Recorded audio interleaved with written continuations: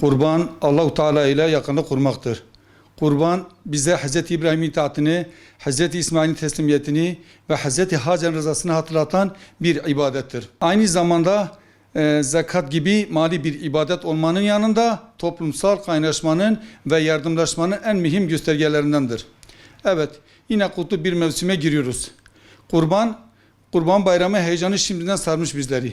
Her yer olduğu gibi Diyarbakır'da da kurban çalışmalarımız başlanmıştır.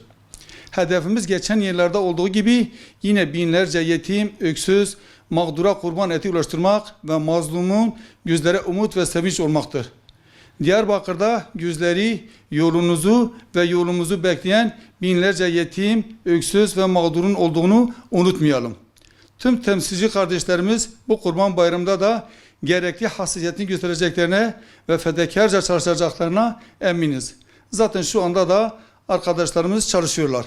Rabbim kısmet ederse bu Kurban Bayramı'nda da yetim, öksüz, mağdurları hep beraber sevindireceğiz inşallah. Hisse bedelimiz 5.000'den başlayan fiyatlardır. Bu konuda hayırseverlerimize çağrımız gelsinler.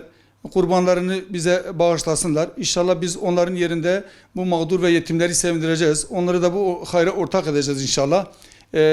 Allah-u Teala şimdi yapacakları hayırlardan, bağışlardan dolayı Allah-u Teala hayırlarını kabul etsin.